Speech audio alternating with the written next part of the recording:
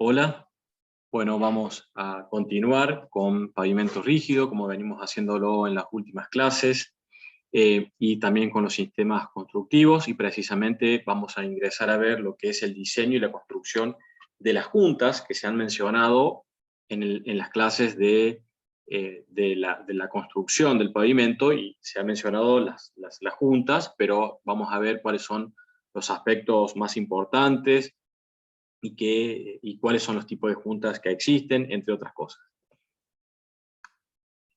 Bien, comenzando con algunos ejemplos que tienen que ver con las juntas y los deterioros que se producen cuando las juntas no son adecuadas o cuando se producen algunos deterioros prematuros de las mismas.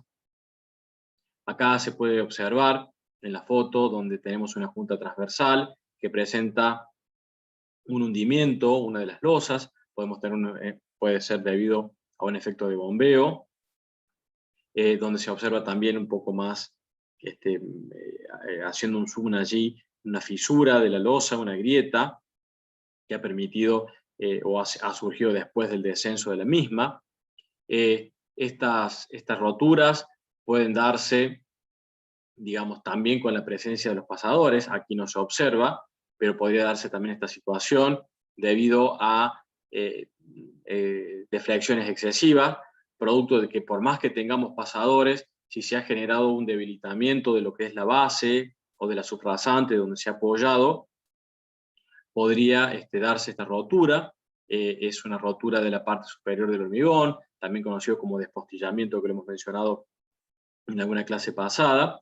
Es aquí donde empieza a tener y a cobrar importancia un buen diseño y construcción de las juntas de los pavimentos de hormigón. Aquí se observa una rotura del pavimento de hormigón, posiblemente debido al borde, el ingreso de agua.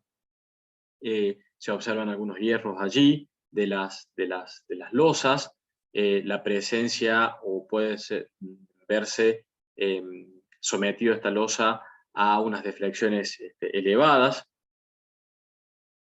También las juntas deben ser selladas con materiales que vamos a ver. Acá está mencionando uno como puede ser el poliuretano, pero se observan desprendimientos o zonas donde no hay una adecuada adherencia y por consiguiente ingreso de agua, y esto va a generar un debilitamiento de lo que son las capas inferiores, el consiguiente bombeo y posterior escalonamiento, que lo hemos mencionado por allá por alguna de las primeras clases, con un resellado asfáltico, ¿sí? Pero que el sellado no es el adecuado, no es con el material, no es con la forma. Vamos a ver algunas técnicas de reparación un poquito más adelante.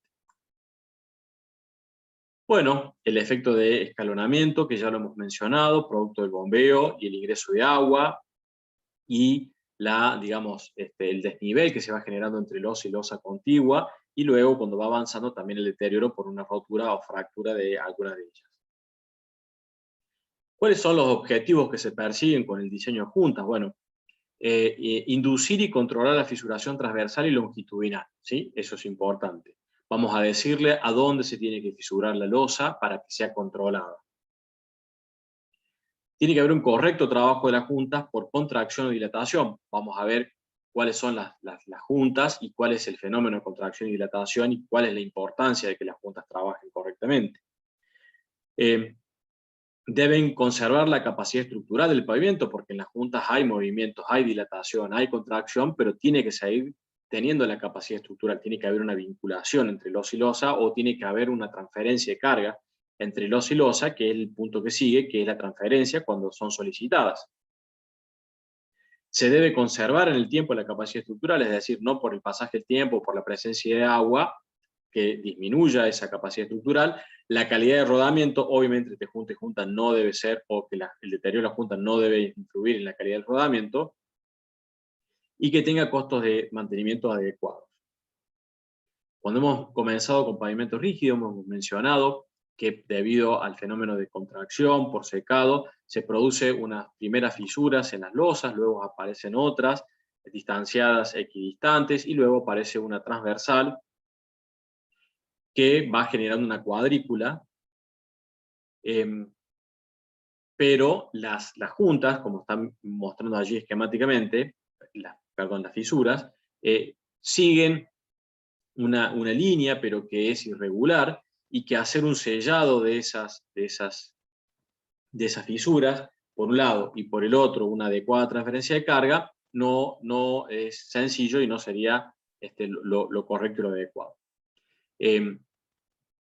Estas relaciones entre los lados de las losas está establecido que ronda 1,25 el L sobre A, es decir, una adecuada geometría de una losa sería aquellas que mantengan esta relación, y es para ello que vamos a trabajar de manera tal de que respetemos esa relación, generando las separaciones en las juntas transversales y la junta longitudinal, de manera que esta fisuración aleatoria que se daría si se deja a la losa que fisure en forma natural, ya mediante un procedimiento de construcción de las juntas, vamos a realizar las juntas, le vamos a decir a dónde deseamos que se produzcan las transversales y las longitudinales, y también respetando esta relación que les acabo de mencionar. Bueno, ¿cómo se logra esa, digamos, fisuración controlada? Bueno, haciendo un aserrado, que un poco más adelante vamos a ver cómo se realiza, y que lo hemos mencionado también en clases anteriores, de 1/3 de la longitud de la altura de la losa, donde debilitamos la sección, y por ende cuando el hormigón se contraiga, cuando vaya secándose, va a fisurarse en la parte inferior de esa zona donde se ha producido el aserrado. Lo que estamos viendo acá es una transferencia de carga en una junta por trabazón de agregado, ¿sí? Esto debe utilizarse para tránsito liviano. Se establece cuáles son aquellos tipos de tránsito liviano en función de cuánto es el porcentaje de pesado que recibe esa losa. Aquí vemos que esta fisuración en la parte inferior hay una traba entre una losa respecto de la otra. Cuando la carga está en un lado o está en el otro, hay una transferencia de carga por esta trabazón de agregado, ¿sí? El grado de la transferencia de carga se ve afectado para losas de mayor espesor, ¿sí? A medida que las losas tienen mayor espesor, aumenta la transferencia de carga. Cuando hay un menor espaciamiento de las juntas, cuando hay un empleo de arios triturados, ¿sí? Mayores a 25 milímetros, si tenemos arios redondeados, disminuye la transferencia de carga. Cuando tenemos presencia de subbases rígidas, ¿sí? Que colaboran con las losas, cuando tenemos condiciones de soporte en los bordes, así que no tenemos bordes libres, y cuando tenemos buenas condiciones de drenaje. En cuanto a las transferencias de carga por pasadores, que lo hemos mencionado, ya es para emplearse en vías de tránsito pesado o de alta transitabilidad. Por allí suele cometerse el error en avenidas urbanas, no colocar los pasadores, pensando en que el tránsito liviano de vehículos es el mayor, pero en la presencia de transporte urbano de pasajeros, ómnibus, estos tienen una gran solicitación, tienen un gran volumen también de tránsito, tienen una gran solicitación en las zonas de frenado, dársenas de estacionamiento, de ascenso y descenso de pasajeros. No debe obviarse la colocación de pasadores en esas zonas, porque ameritan por las solicitaciones estas que lo estamos mencionando. Obviamente que los pasadores se utilizan en aquellas losas donde la trabazón por agregados no es suficiente. Acá hay algunas características de los pasadores que están esquemáticamente, vamos a mencionar algunas de ellas un poquito más adelante. ¿Qué son estos pasadores? Bueno, son barras redondeadas, o sea, no son torsionadas, porque las juntas tienen movimientos, y si no fuesen redondeadas, o sea, no fuesen redonda una barra lisa, bueno, habría una adherencia, una tracción entre la barra de acero y la losa de hormigón, porque ambas losas tenderían, por ejemplo, en contracción, a separarse, y una de ellas debe poder moverse el acero dentro de esa losa. Lo vamos a ver cuando veamos la parte interna de una junta. Bueno, tienen que estar libres de óxido los pasadores, tienen que tener en una de ellas, en una de las losas, tiene que tener un tratamiento que impide la adherencia. La longitud allí son longitudes recomendadas, longitudes normales, típicas, pero deben calcularse. No vamos a abordar el cálculo de lo que serían los pasadores, lo mismo que el diámetro. Tenemos allí diámetros recomendados para distintos espesores de losa, pero también tienen una metodología de cálculo, la separación y la ubicación, donde respecto si paralelo al eje, en la mitad del espesor, y a mitad de cada lado de la junta transversal. Bien, con respecto al tipo de juntas, podemos mencionar dos grandes grupos: las juntas transversales y las juntas longitudinales. Las juntas transversales existen las de contracción, la de construcción, expansión y aislación, y las longitudinales de contracción y construcción. Vamos a ver cada una de ellas. Las juntas transversales de contracción se ubican transversalmente al eje de la calzada.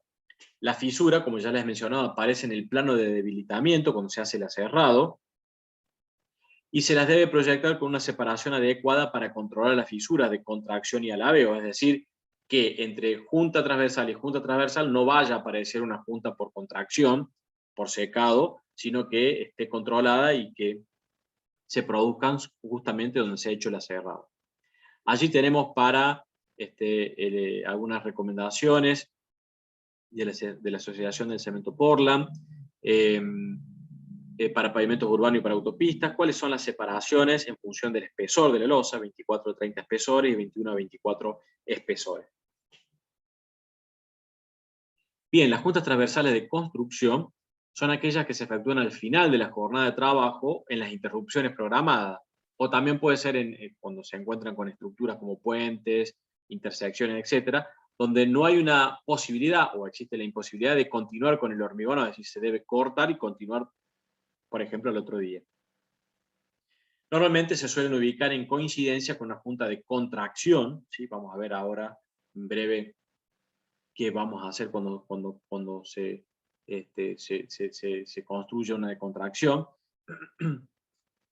Y la transferencia de carga se efectúa a través de pasador. Es decir, si una junta es de construcción, obviamente que no puede dejarse de esta manera la junta de construcción cuando se termina la jornada. Se debe colocar un molde, como se está viendo allí en las fotos, en las figuras. Y este molde, para que la cara sea vertical, si no tuviese la presencia de los pasadores que son insertados en la masa del hormigón, no tendríamos transferencia de carga porque la cara sería lisa, ¿sí? Entonces no tendríamos trabazón de agregados. Si no tuviesen los pasadores, no tendríamos ninguna transferencia de carga.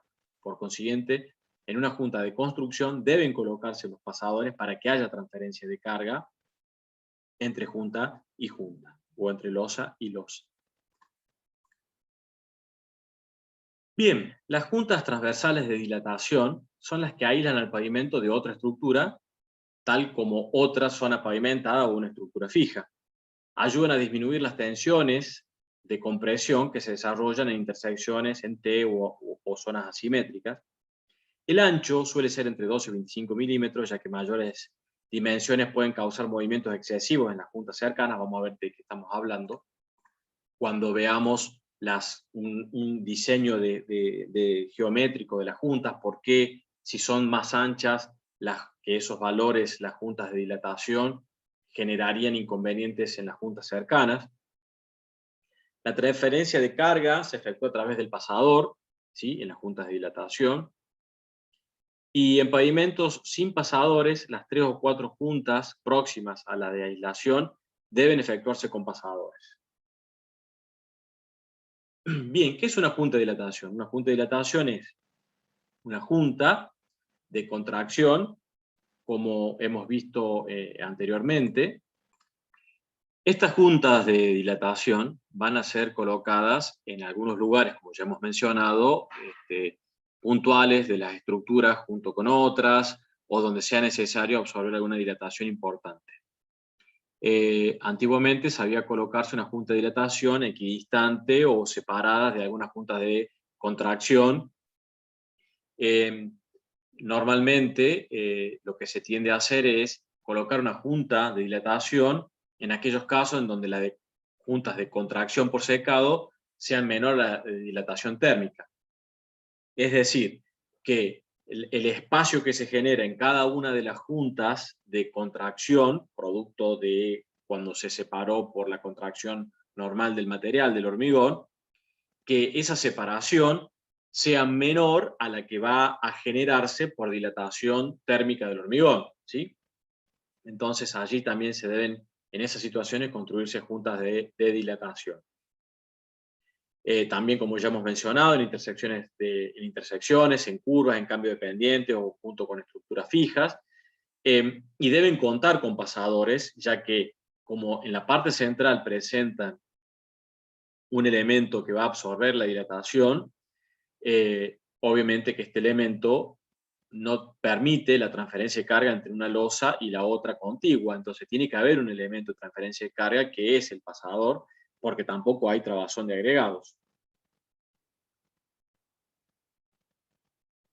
Como característica importante del material central de dilatación, debe ser un material que sea imputrescible y que sea compresible, ¿sí? Es decir, que imputrescible, por ejemplo, una madera no podría ser, y que sea compresible, por ejemplo, un acero no podría ser, porque no sería compresible, ¿sí?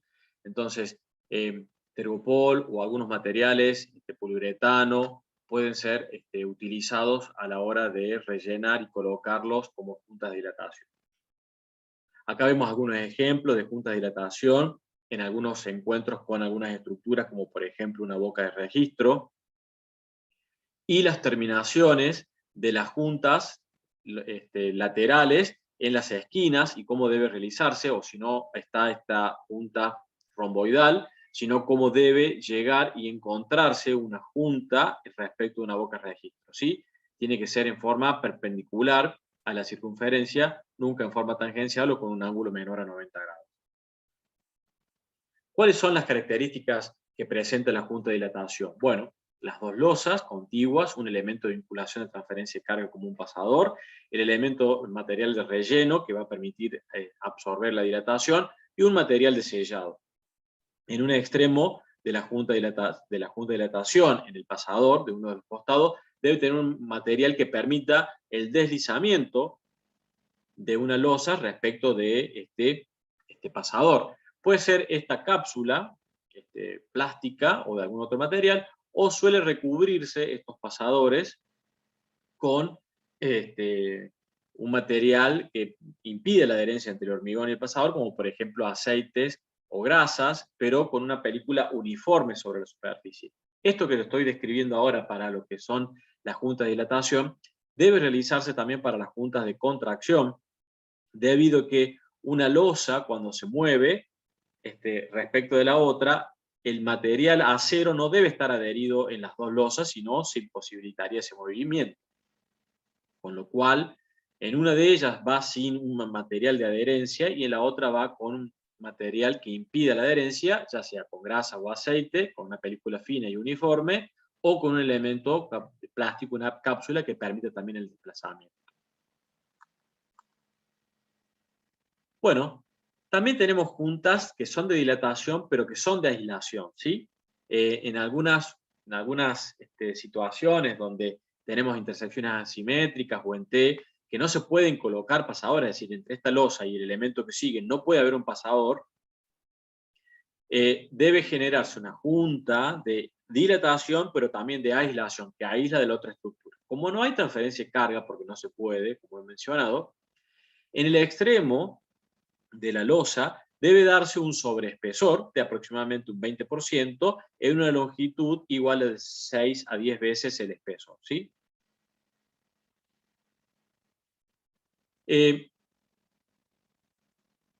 Con respecto a los tipos de juntas, existen varios tipos de juntas de dilatación, ¿sí?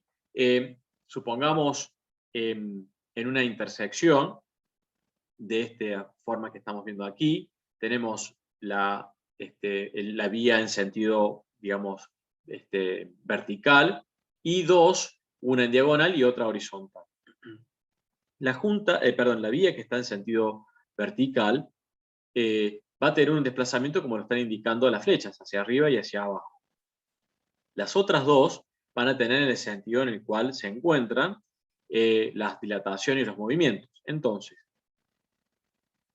en una junta anterior al borde de la unión, se debe colocar una junta de dilatación que va a tener las características como las que hemos visto anteriormente, allí está identificado como tipo E. Y lo mismo para la que está en diagonal. Ahora, la siguiente losa, que ya estaría inmediatamente al lado de lo que sería la vía vertical, esa junta, ¿sí?, tiene que haber una transferencia de carga, pero tiene que permitir el deslizamiento entre esta losa y la del sentido vertical, o por ejemplo la diagonal en sentido vertical, es decir, no puede estar restringido el movimiento lateral entre esta vía y la otra que estoy marcando allí con el mouse. Entonces, para ello, se hacen juntas de construcción ensambladas, ¿sí?, que son de este tipo, donde hay una transferencia de carga porque una losa apoya en la otra, pero no hay un elemento de vinculación, es decir, esta losa, y con respecto a esa, puede moverse en forma longitudinal, es decir, un deslizamiento entre esta y esta, que sería en toda esta junta, para que haya este movimiento respecto a esta losa que no puede moverse en este movimiento norte-sur o vertical, ¿sí? Y no tenemos pasadores, justamente porque estarían imposibilitando ese movimiento, pero la transferencia de carga se da a través de esta junta, que es ensamblada o machimbrada, que se genera con un molde especial y que se rellena el molde y bueno, y genera esta forma, y no es la única que hay, sino que existen de otras formas también. Las juntas longitudinales de contracción, el otro tipo de juntas, se construyen para controlar la fisuración longitudinal, ¿sí? Se ejecutan también por aserrado, cuando se pavimentan dos o más trochas simultáneas, ¿sí? Cuando tenemos dos o más trochas simultáneas, se ejecutan por aserrado. Si no, no se ejecutan por aserrado, sino que queda el borde de una junto con la otra. Y se recomienda que no supere más de los 4 metros de ancho la losa, en el sentido del ancho para la junta longitudinal. El aserrado se realiza normalmente en 1/3 del espesor. Se coloca una barra de unión, que es corrugada, que lo que permite es el anclaje de esta losa con respecto a esta losa, que son de movimientos longitudinales, ¿sí? Se colocan en el centro de la losa, y algunos diámetros recomendados en función del tipo de ruta de pavimento que se vaya a realizar. Bueno, ¿qué pasa cuando estas juntas longitudinales están más separadas de lo normal? Va a aparecer una junta, una fisuración longitudinal, separando las losas en secciones prácticamente cuadradas, ¿sí?, o de relaciones L sobre A aproximadamente 1,20, 1,25. Aquí vemos otro ejemplo de juntas transversales y longitudinales que se han producido producto de que hay una mayor separación o donde la esbeltez de las losas superan la relación L sobre A de 1,25 que hemos mencionado anteriormente. Las juntas longitudinales de construcción se ejecutan cuando la calzada es construida en distintas etapas, como hemos visto con los moldes deslizantes. Allí veíamos moldes deslizantes con cara lisa, pero también podríamos ver un molde deslizante con una junta tipo machimbrada, ¿sí?, que permita la vinculación de una losa a la otra, y también algunas situaciones de ellas se pueden colocar las barras por hincado sobre el hormigón que se encuentra en estado fresco, que también va a permitir la vinculación con la próxima losa cuando se hormigone ya sea por el machimbrado o por la barra que va a estar ya colocada a la espera de la hormigonar la siguiente losa. Algunas juntas longitudinales de construcción de tipo machimbre, no solamente están las rectangulares, sino tenemos las trapezoidales y las circulares, y existen manuales donde recomiendan las diferentes dimensiones, pero ya los distintos encofrados, bueno, presentan estas dimensiones y permiten la construcción de estas juntas.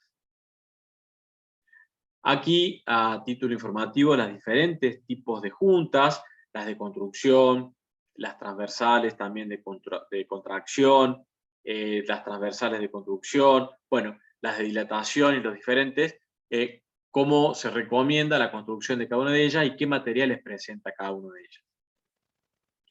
Acá vemos unas juntas longitudinales de construcción donde se observa que el molde ha sido deslizante y que ha presentado un machimbre y que a su vez se ha introducido las barras de unión, ya sea fresco o también puede ser perforado con la colocación de la barra de unión y el relleno y la adherencia entre la barra y la losa a través de algún material que permita la adherencia, morteros o adherentes entre el acero y el hormigón. Y acá se observa cómo la presencia de los pasadores se van colocando a medida que va deslizándose el molde deslizante, va generando el borde machimbrado y está en estado fresco y se van hincando las diferentes barras. Obviamente que si tenemos estas situaciones, va a ser poco probable que se puedan hincar correctamente las barras, que se genere un borde que permite una transferencia de carga. Comparen este borde con respecto a este otro, ¿sí? Entonces, estas situaciones no son deseadas y acá es donde cobra relevancia el tema de la calidad y la tecnología del hormigón con la cual se está pavimentando la obra. Bien, vamos a dejar esta clase por aquí. La próxima vamos a continuar ya con el diseño de juntas, cuáles son los distintos aspectos para su ejecución y cómo es su ejecución y cómo es su construcción.